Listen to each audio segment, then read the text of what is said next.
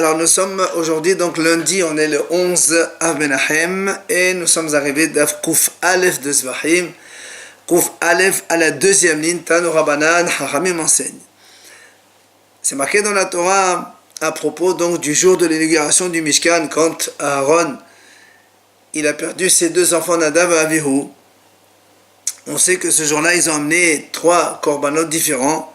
Le korban donc de Rosh Chodesh, Sa'ir Rosh Chodesh, le korban de Nachshon, le prince, donc Sa'ir de Nachshon, et le Sa'ir Hatat que Hachem a dit d'amener ce jour-là. Et la Gemara ramène ici, c'est marqué dans la Torah 3 fois. Une fois Kichen Soveti, une fois Kachet Siviti, et une fois Kachet Siva Hachem.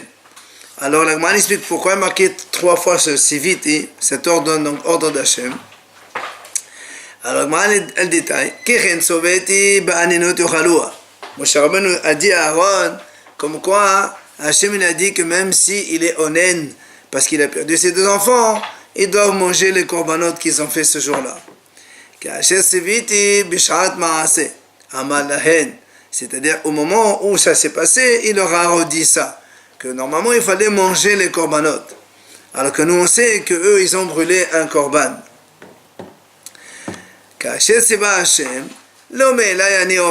Et Moshe Rabbeinu, le 3e, c'est Tziva Hashem. Il leur a dit, ça veut dire que c'est Hashem qui m'a dit ça et je n'ai pas inventé tout ça. Voilà donc l'explication des 3 Tziviti, une fois Tziviti, une fois Tziviti, une fois Tziva. C'est mon agmara, Udminhi, elle objecte. Mais Penéaninut Nisrafa, Lechach Ne'emar Ka'ele. Il m'a dit, pourtant il y a une brata qui dit, pourquoi justement on a brûlé les korbanot à cause du statut de Onen de Aaron. Alors comment maintenant on dit que Moshe a dit non on peut le manger ba'aninut et maintenant tu me dis non c'est à cause de ça qu'a été brûlé. Il y a donc objection. Amar Shmuel est là Kashia. Il vient Shmuel dit non c'est pas une question. Pourquoi? Rabbi Yehuda, Rabbi Nehemia. En fait c'est une mahlok de Tanaïm. Quelle est la raison pour laquelle ils ont brûlé le korban hatat qu'on verra celui de Rosh Chodesh? Et là moi on nous ramène ici cette mahlok de Tanya. Mais Penéaninut c'est la fouha. Premier donc ça c'est Rabbi Nehemia dit, à cause du statut de Onen, donc ils ne pouvaient pas manger, alors ils ont brûlé le korban Sa'ir Hatat de Rosh Chodesh.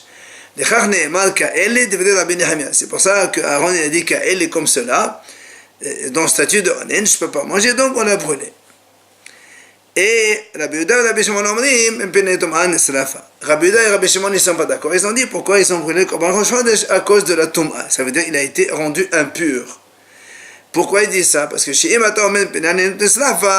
parce que si tu dis que c'est à cause du statut de Onen, alors ils ont 3 objections. La première, ils auraient dû brûler les 3 korbanot. Pourquoi un seul korban si c'est à cause de Onen? Ils sont Onen pour les 3. Nous on sait que même s'il est Onen le jour même de la mort, mais le soir on est Onen de Rabbanan et ils auraient pu manger le korban. Pourquoi ils ont brûlé? 3e question. La 3e objection, ils disent Rabbi Shimon, si c'est à cause de Onen, d'accord, Aaron il est Onen, Elazar et Tamar ils sont Onen, mais il y avait Pinhas, lui, il n'est pas Onen, puisque c'est son oncle. Donc il aurait pu très bien manger, alors pourquoi on a brûlé? Donc certainement, c'est à cause de la Tum'a qu'on a brûlé ce korban. Rabba, il donne une 2e réponse. Il dit Rabbi Nehemia avec la Kashia. En vérité, je peux te dire que les deux, c'est Rabbi Nehemia. Alors, comment ça se fait que Moshe Rabbeinu il a dit tu manges ça avec Onen et la prêtre a dit non, ils l'ont brûlé à cause de Onen. Alors, il répond Kan Bechoche Shara, Kan Bechoche Dorot. En vérité, ce que Moshe leur a dit de manger, c'est Choche Shara, c'est-à-dire le korban du moment que Hachem a dit d'amener le jour même, c'est-à-dire le Sa'ir Hatat qu'ils ont amené le jour de l'inauguration du korban, qui n'est pas habituel. Celui-là, ils pouvaient le manger ba'aninut. Par contre, Kan Bechoche Dorot, et celui qu'ils ont brûlé et qui n'avaient pas le droit de manger, même s'ils étaient onen, alors c'était celui de Rosh Chodesh, comme c'est un Choche Dorot, c'est-à-dire c'est un korban qu'on amènera dans toutes les générations qui vont suivre, c'est pour ça qu'ils n'avaient pas le droit de le manger en tant que onen. Maintenant, elle va ramener toute cette discussion entre Moshe et Aaron. Quand Moshe lui a dit pourquoi vous avez brûlé, Aaron lui a dit non. Finalement, Moshe Rabbeinu il a avoué comme quoi il a raison Aaron. Alors chacun, comment il va expliquer donc cette discussion, et là on va amener les deux versions. Donc Rabbi Nehemia qui a dit lui à cause de Aninut, c'est à cause du Onen qu'ils ont brûlé le Korban. Alors il explique, il dit, comme ça il explique le passage. Donc Moshe il dit, Madoua le achaltem. Pourquoi vous n'avez pas mangé? Pourquoi vous avez brûlé le Korban? Peut-être que vous avez fait une faute d'avoir entré le sang de ce Korban Hatat qui normalement il est à l'extérieur, vous l'avez fait entrer à l'intérieur et ça devient pas soul. Aaron a dit non, on n'a pas amené le sang à l'intérieur de Echad, donc le Korban il est valable. Alors Moshe lui dit, alors peut-être que vous avez fait sortir le Korban en dehors du Beit Hamikdash. Alors Aaron lui répond non, elle était restée dans la Hazara, elle n'est pas sortie.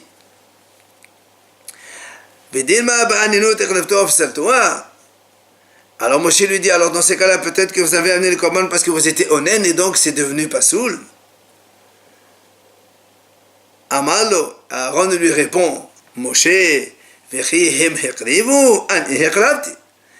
Aaron dit à Moshe, qu'est-ce que tu crois? C'est pas eux qui ont fait les sacrifices, c'est moi. Mais moi, Kohen Gadol, j'ai le droit de faire les sacrifices même quand je suis onen. Donc il n'est pas pasoul le Korban. Amalo, alors Moshe Rabbeinu lui dit, et donc tu as dit qu'on n'a pas amené le sang à l'intérieur de Echad. Et donc elle n'est pas sortie de la Hazara. Alors dans ces cas-là, alors Moshe lui dit à Aaron, je vous ai bien dit de le manger, pourquoi vous l'avez brûlé, puisque je vous ai dit que même en étant en haine, tu as le droit de manger ça. Amalo, alors Aaron il répond,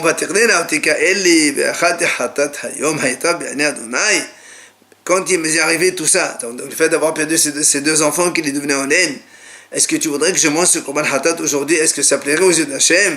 Ça veut dire quoi? Qu'est-ce qu'il veut dire Aaron ici? Il dit à Moshe, peut-être que ce que Hachem t'a dit qu'on a le droit de manger même en étant en haine, c'est seulement pour un Korban donc du moment. C'est ponctuel, c'est Kodesh Shara que celui-là qui était exceptionnel. Parce que des Ibe Kodesh Dorot. Car si tu crois qu'on pouvait manger le Sa'ir de Rosh Chodesh, qui est un Korban donc de toutes les générations, parce que après tous les mois de Rosh Chodesh, ils vont amener un Korban pareil, il dit c'est pas possible. Pourquoi? Parce que c'est le Hakal. Parce que nous on sait que le Ma'aser Sheni, qui est beaucoup plus léger que le Korban donc de Rosh Chodesh qui est dans le Beit Hamikdash, et pourtant, la Torah l'a dit dans ce Ma'aser Sheni, on n'a pas le droit de le manger en étant onen. Donc le Ma'aser Sheni qui est léger, on n'a pas le droit de le manger en étant onen. Alors les sacrifices de toutes les générations, donc le sacrifice de Rosh Chodesh, tu voudrais qu'on le mange onen? Miyad, Vaishma Moshe, Vayitav Be'inav. Et là, moi, dit effectivement, Moshe a compris l'argument de Aaron, et Vaïta Be'anav, ça lui a plu, il a avoué, Hoda ve'lobosh Moshe le mal lo shamati, ella ma shamati ve'shachachti. Moshe Rabbeinu, il a été d'accord avec Aaron, il lui a dit, c'est vrai, tu as raison, j'ai entendu et j'ai oublié, donc il fallait manger seulement le Korban du jour, mais pas celui de Rosh Chodesh que vous avez brûlé, et donc vous avez raison de l'avoir brûlé. Ça, c'est Rabbi Nehemia. Tout à l'heure, on a cité Pinchas, mais il n'était pas Cohen encore. Question. Laisse-moi elle va expliquer tout ça, tu as raison. Maintenant, l'Agma dit maintenant comment Rabbi Yehuda et Rabbi Shimon expliquent toute cette discussion, puisque eux ils disent ils l'ont brûlé à cause de la Tum'a et non pas à cause de Onen. Alors ils nous ramènent ici toute cette discussion. Voilà comment ils expliquent. Premièrement, Premièrement, Moshe Rabbeinu vient donc chez Aaron et dit pourquoi vous n'avez pas mangé le Korban Hatat de Rosh Chodesh? La même question que tout à l'heure. Est-ce que vous avez fait rentrer par erreur le sang à l'intérieur du Rechal et ça deviendrait pasoul? Amalo, Aaron lui dit non, pas du tout, on n'a pas fait rentrer ça. Alors Moshe lui dit peut-être que vous n'avez fait sortir en dehors du Beit Hamikdash. Là aussi, Aaron lui dit Amalo hen ba kodesh haïta. On n'a pas sorti, elle est restée tout le temps dans la Hazara du Beit Hamikdash. Alors de nouveau, Moshe lui dit, peut-être que vous avez amené ça le Korban en tant que onen, et vous l'avez rendu pasoul. Amalo, là aussi Aaron lui répond, Moshe, Hen hekrivuha defasla behu aninut, ani ekravtiha. Est-ce que tu crois que c'est eux qui ont fait le korban, c'est-à-dire Elazar et Tamar, qui sont kohanim simples et qu'effectivement ils sont onen et n'ont pas le droit de faire le korban? Ani ekravtiha, c'est moi je suis un kohen gadol, et un kohen gadol, même s'il est onen, il a le droit de faire les sacrifices. Alors Vidilma, Moshe Rabbeinu lui dit, mais peut-être alors, Agav meralaïchu pashat uba ve'etamai. Peut-être que à cause de l'amertume de votre état, que vous avez perdu toi tu as perdu tes 2 enfants, vous n'avez pas fait attention, et par manque de vigilance, le korban il est devenu tamé, c'est pour ça que vous l'avez brûlé. Amalo, alors Aaron il lui dit à Moshe, quoi? Car ani be'anecha, comme ça tu me prends, chez ani mevazeh kodesh shamayim. Tu crois que moi, en étant Kohen Gadol, je vais être aussi négligent que cela, qu'on va faire manquer de vigilance et le korban il devient tamé?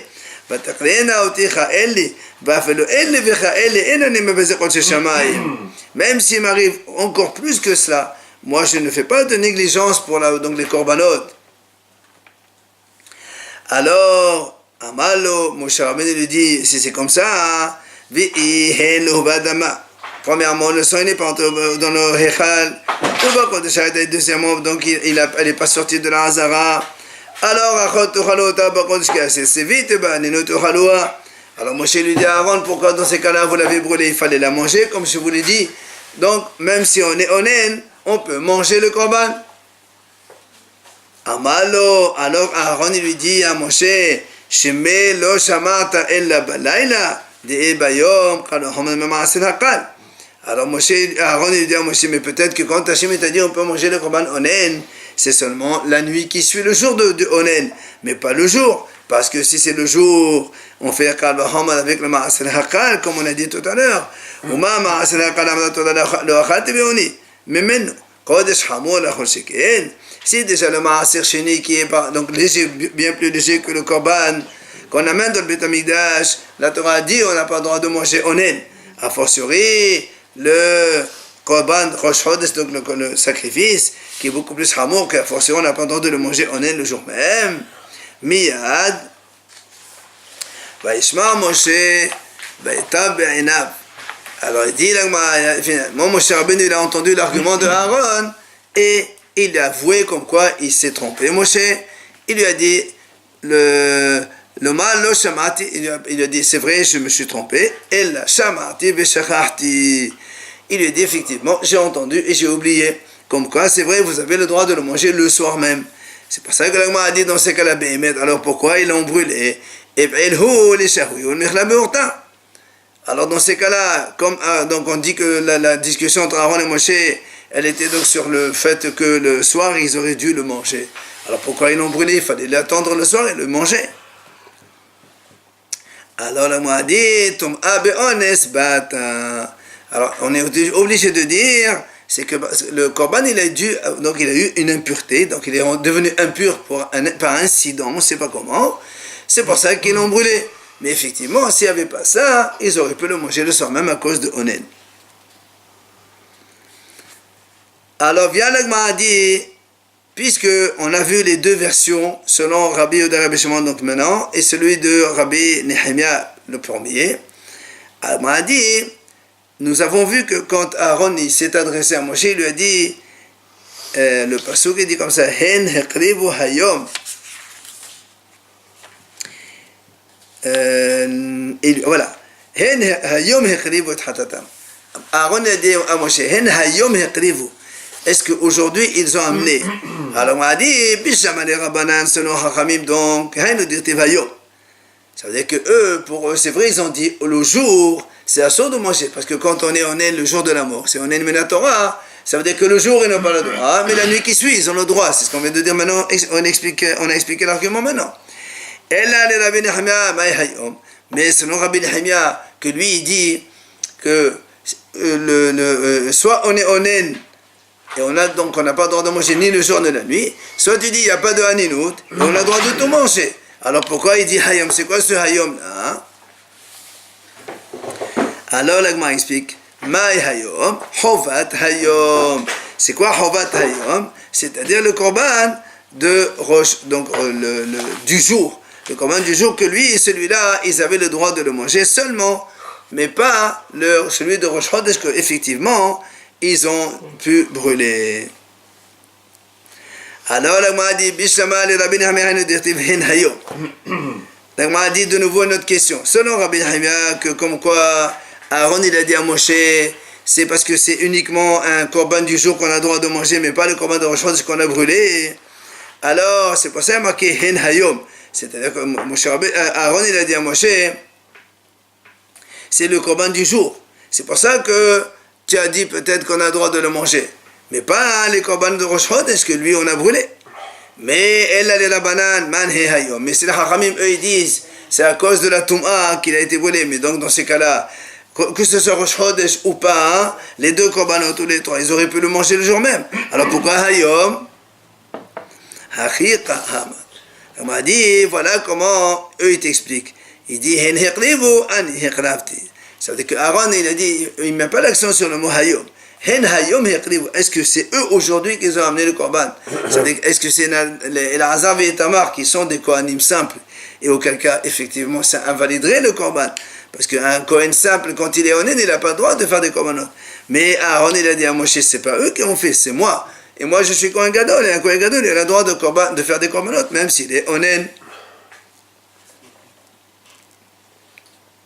Alors, on revient maintenant sur l'argument de Rabbi Yehuda et Rabbi Shimon quand ils ont dit à Rabbi Nehemiah, si vraiment tu dis à cause de Onen, alors il fallait brûler les trois. Pourquoi ils ont brûlé celui de Rosh Chodesh seulement? Amar mor, hayou les shloshtan si yesrefu.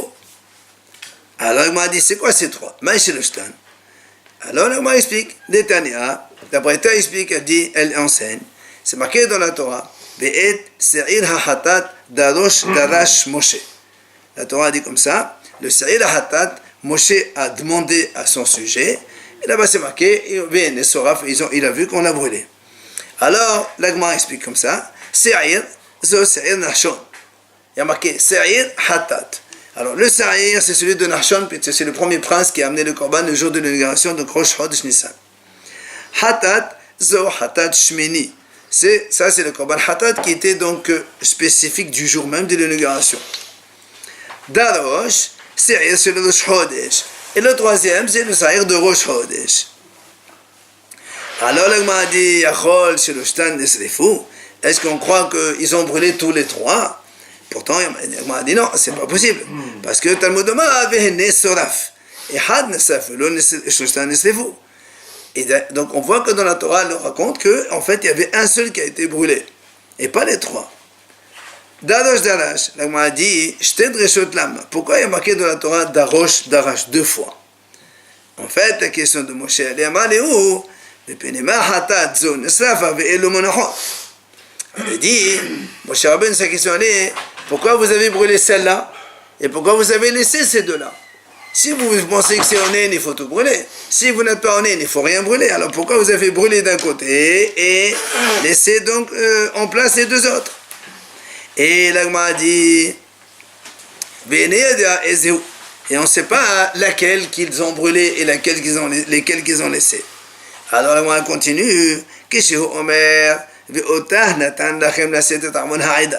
Moshe Rabbeinu leur a dit, pourquoi vous avez brûlé ce korban alors que ce korban, normalement, il est fait pour pardonner la faute? Or, l'Agma a dit, c'est lequel korban qui pardonne la faute? Si c'est le Sa'ir de Nachshon, il n'y a pas de faute, c'est un cadeau qu'il a amené. Si c'est le Sa'ir du jour même, les spécifiques de Shmini, l'inauguration du Mishkan, il n'y a aucune faute. Et là, Omer, c'est Sa'ir sur Rosh Chodesh.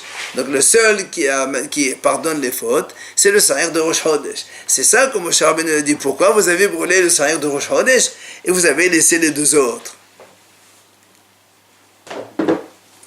Alors, la Gemara dit effectivement,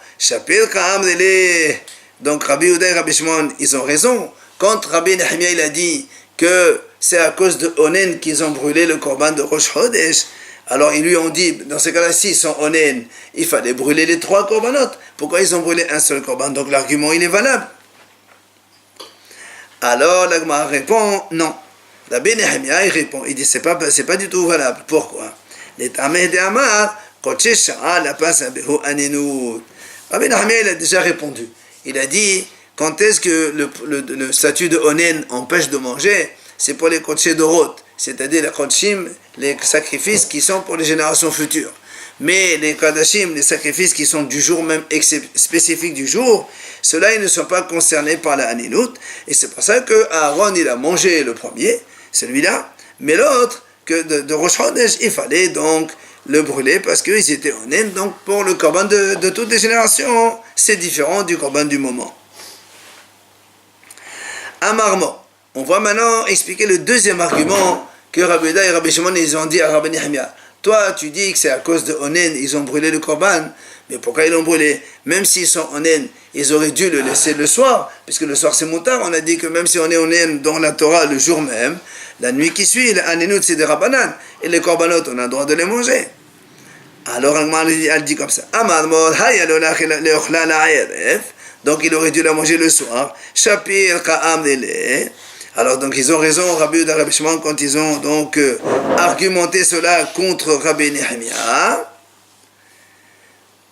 Alors l'Agma répond, ça va, Aninot la de Oraita. Rabbi Nehemia lui dit non, parce que même si le korban, donc le jour même donc, de la mort, on est selon la Torah.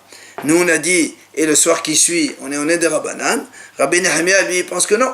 Même le soir qui suit, on est dans de la Torah. Et donc, dans tous les cas, on ne peut pas le manger ni le jour, ni la nuit qui suit. Ah, donc c'est pour ça qu'il fallait le brûler. Maintenant, on va parler du troisième argument qu'ils ont, donc, avec lequel Rabbi Yehuda et Rabbi Shimon, ils ont contre-attaqué Rabbi Nehemia. Ils lui ont dit, bah, le Pinchas a imahen. Chapitre Ramdele. Ils lui ont dit, mais Pinchas, il est là-bas. Puisque Pinchas est là-bas, Pinchas, il n'est pas en haine. Pourquoi ils l'ont brûlé? Il fallait donner à manger à Pinchas. Puisqu'il y avait Aaron, ses 4 enfants, plus Pinchas. Or, Pinchas, il n'est pas du tout honnête, vu que c'est l'oncle qui est Niftar. Ça n'a rien à voir, les deux oncles. Alors, l'Agma répond, ça va là que Rabbi Azar. Rabbi Nehemia, lui, il pense comme Rabbi Azar. Qu'est-ce qu'il a dit à Rabbi Azar? Amar Rabbi Azar, Amar Rabbi Hanina, Lo nitkahen Pinchas, ad shehadaho les Zimri. Il dit, en fait, Pinchas n'était pas Kohen à ce moment-là. Comme on l'a vu, nous, récemment, dans Parashat Pinchas, que Pinchas il est devenu Kohen qu'après avoir tué Zimri. Donc, à l'époque de l'inauguration du Mishkan, il n'était pas du tout Kohen, donc il n'y avait pas d'autre possibilité. Dirtiv, berit kehunat olam. Voilà, c'est ce qu'on a dit dans la Parashat, c'est marqué. À partir de ce moment-là, Hachem, il a dit, il y aura à lui et à toute sa descendance une alliance de Kohen. Et ça, c'est passé 40 ans après l'inauguration du Mishkan, donc il n'était pas Kohen à ce moment-là, Pinchas. Rav Ashi Amar. Rav Ashi, il a dit lui, quand est-ce qu'il est devenu Kohen, Pinchas? Ad Shesam Shalom ben Hashevatim. Il dit, Rav Ashi, qu'en fait, Pinchas, il n'est pas devenu Kohen après cette histoire de Zimri. Il est devenu seulement Pinchas au moment où il a mis la paix entre les Bnei Israël. Quand est-ce qu'il a mis la paix chez Neymar? Ça c'est lorsque... C'est ça. Lorsqu'il y avait... quand les Bnei Israël ils ont fini la guerre de conquête de la terre d'Israël, Reuven et Gad, qui eux ils sont de l'autre côté de la terre d'Israël, ils sont venus les aider comme ils ont promis à Moshe Rabbeinu. Et quand ils ont fini de faire tout cela, ils ont fait un petit monument qui est là, voilà, on a respecté notre engagement et que ce soit un monument que tout le monde reconnaisse cela. Et presque les Bnei Israël, ils ont cru que c'est devenu une Avodah Zarah, ils allaient faire encore l'idolâtrie, faire encore des bêtises. Alors finalement, ils se sont partis s'expliquer. Et c'est là où Pinchas, il a fait la paix entre toutes les tribus. Et c'est à partir de ce moment-là, il dit Rav Ashi que Pinchas est devenu Kohen, que maintenant et pas avant. Alors justement, là, on m'a dit, on m'a dit, voilà, mais qu'est-ce qu'il fait alors ce Rav Ashi avec le pasouk de quand on parle de Pinchas à partir du moment où Pinchas a tué Zimri, et la Torah dit c'était pour lui une alliance de Kehuna, les Avahalav. Alors là, on m'a dit, Kirtiv Hahu, Bivrachahu Dirtiv. Il te répond, il dit non, ça c'est pas une promesse comme quoi il va devenir Kohen. Ça c'est une bénédiction, comme quoi, lorsque Pinchas va devenir Kohen plus tard, il aura la Keuna, lui, toute sa descendance. C'est une bénédiction, en fait, que on verra que dans les générations futures, tous les Kohanim Gedolim ne viendront que de Pinhas. C'est ça la bracha que Hachem lui a fait. À partir d'un moment, c'est que Pinhas, il donne les Kohanim Gedolim, mais pas les autres. Alors, la Gemara dit, Ve'adar nami haktiv v'eshmar Pinhas hakohen. Alors, on m'a dit, voilà, et qu'est-ce qu'il fait, donc, celui qui a dit que Pinhas est devenu Kohen à partir de Zimri. Alors, qu'est-ce qu'il fait avec le pasuk dans lequel on a vu qu'à partir du moment où il a mis la paix entre les Shvatim, il est devenu Kohen? Il te dit, Hahu, li'ahes zar'o aharav. En fait, c'est pour dire que, à partir du moment où Pinhas est devenu Kohen, c'est là où il est devenu, donc tous ses descendants deviendront Kohen aussi. Amar Rav, il vient Rav, il nous enseigne, il dit, Moshe Rabbeinu, Kohen Gadol, V'cholek bekodesh shamayim haya. Moshe Rabbeinu, il était à un moment Kohen Gadol. Et donc il avait le droit de partager les morceaux des korbanot des kodesh shamayim. Comment il sait? Parce que c'est marqué dans le pasuk, Shene'emar, Me'el ha-meloim, les Moshe haya le mana. Puisque pendant les 7 jours que Moshe a fait donc un stage à Aaron à Kohen, il y a marqué là-bas, Moshe, il a les manas, une part, donc il a partagé en tant que Kohen, et il a pris une part donc dans ses korbanot. Alors, la Gemara dit, Mi teve, Vahalo Pinhas haya imahen. Quand on vient de voir maintenant que Rabbi Shimon ils ont objecté contre Rabbi Nehemia, que lui il a dit à cause de Onen, ils lui ont dit, mais attends, mais il y avait Pinhas qui n'était pas Onen. Il m'a dit, ici tu dis que Moshe aussi il était Kohen. Pourquoi ils n'ont pas dit, Moshe aussi il était là-bas, il aurait pu manger. Si vraiment Moshe il était Kohen, ils auraient dû donc lui objecter cela. Alors comme ils n'ont pas objecté, c'est faux ce que tu dis. Alors il dit non. Il dit non, c'est pas faux. Moshe Rabbeinu il était Kohen. Ah, pourquoi il n'a pas mangé avec eux? Shan et Moshe d'étarit b'shrena. Moshe Rabbeinu il était occupé à autre chose, avec Hachem, contact à droite à gauche, et les mitzvot, la Torah, tout ça. Comme le pasuk dit d'ailleurs de Amar, Moshe, Behashkama ala, Behashkama yarad. Moshe Rabbeinu, il descend, il monte au ciel, toujours Behashkama le matin, bonheur. Donc il va là-bas, il rentre, donc tout le temps il est avec Hachem, il n'a pas le temps d'être là pour partager la viande. C'est pour ça qu'ils n'auraient pas pu lui dire ce genre d'argument. Mais TV, la Gemara donne une autre objection. C'est marqué dans le pasuk à propos d'un Kohen qui a un défaut. La Torah dit Lehem Elohav, Mekodesh Kodashim, Umena Kodashim Yochel. Le Kohen Baal Moum, bien qu'il n'a pas le droit de faire des korbanot, mais il a le droit de manger les korbanot. C'est ce que le pasuk dit comme ça, Lehem Elohav, donc le pain de son Dieu. Mekodesh Kodashim, Umena Kodashim Yochel. Il mangera le Kohen Baal Moum, donc celui qui a un défaut, il a le droit de manger les korbanot. Alors la Gemara dit Imni Emro Kodesh Kodashim, Lama Ne'emar Kodashim Kalim, Ve'imni Emro Kodashim Kalim, Lama Ne'emar Kodesh Kodashim. Pourquoi la Torah a dit que le Baal Moum il peut manger Kodesh Kodashim et Kodashim, c'est-à-dire Kodashim léger? L'un ou l'autre, si tu dis qu'il mange ça, donc ce que la Gemara a dit comme ça. Et donc, pourquoi on est obligé de répéter les deux? Tu me dis le Baal Moum il mange Kodesh Kodashim. S'il mange Kodesh Kodashim, il forcerait qu'il peut manger Kodashim Kalim. Alors la Gemara répond. Si on n'a pas marqué les Kadashim Kalim, on a marqué que les Kodesh Kadashim seulement.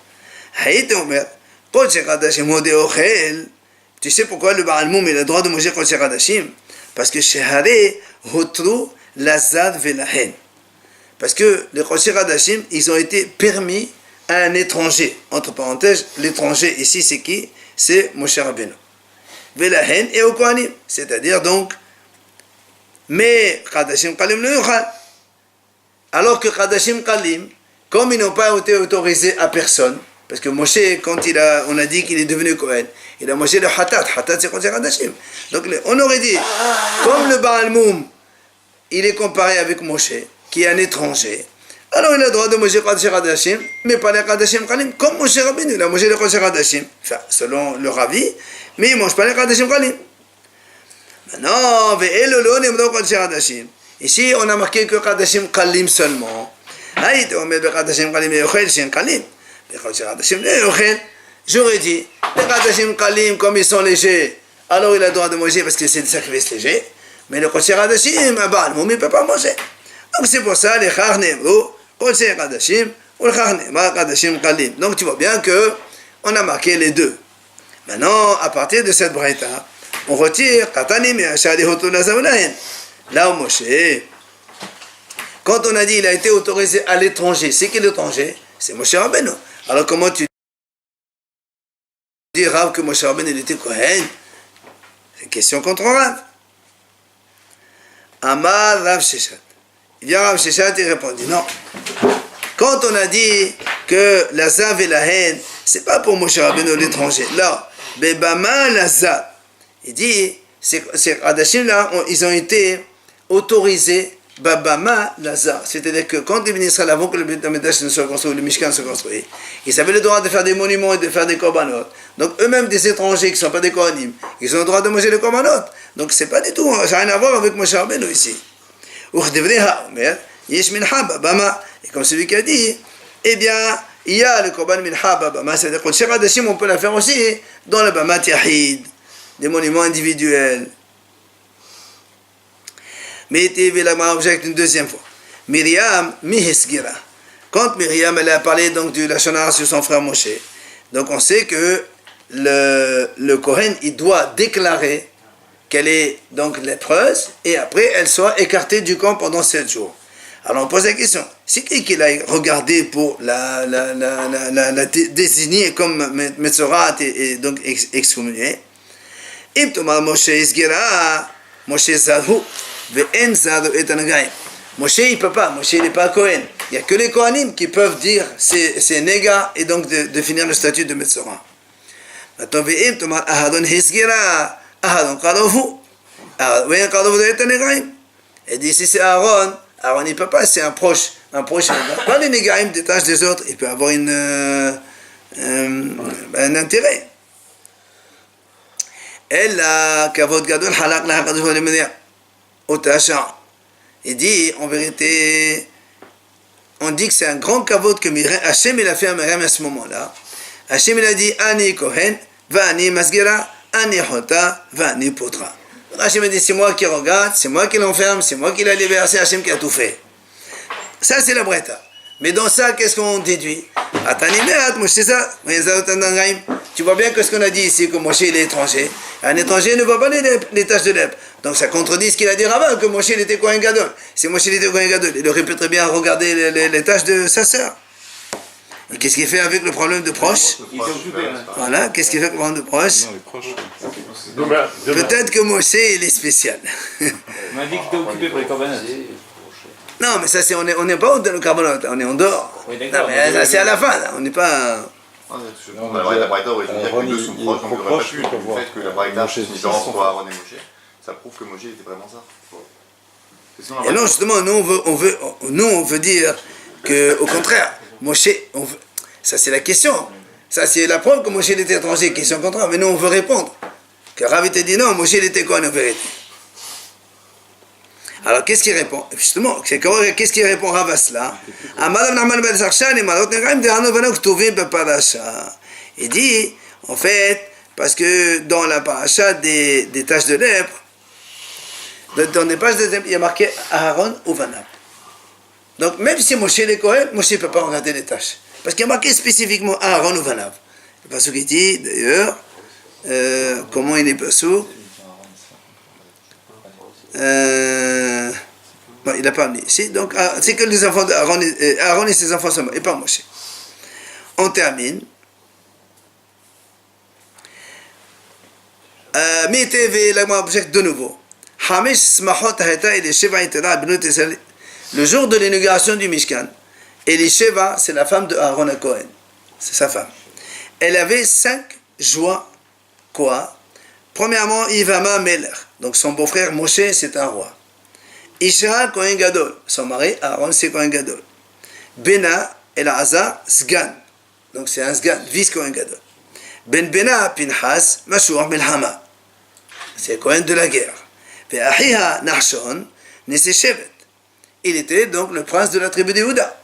Donc elle avait vraiment 5 arguments d'être heureuse ce jour-là. Seulement, Avela Hashene Banea, et elle était endeuillée le jour même sur ses 2 enfants qui sont morts, puisque Nadab et Abihu, ils sont morts, ce sont ses enfants. Donc ça c'est la braïta. Maintenant la Gemara, qu'est-ce qu'elle tire de là? Quand on est là, alors qu'est-ce qu'on dit ici? Que son beau-frère il était roi. Si que le beau-frère c'est Moshe, donc Moshe était roi. On n'a jamais dit que Moshe était Kohen, donc tu vois bien Moshe il est roi, il n'est pas Kohen. Question contre Rav qu'il a dit que Moshe c'est un Kohen. Et tu dis non, Ma'af Melech. Ça c'est pas un objet. Il était Kohen, mais aussi il était roi par-dessus tout. Donc c'est pas un problème ça. Ok? Le roi d'Israël, Moshe? Ah oui.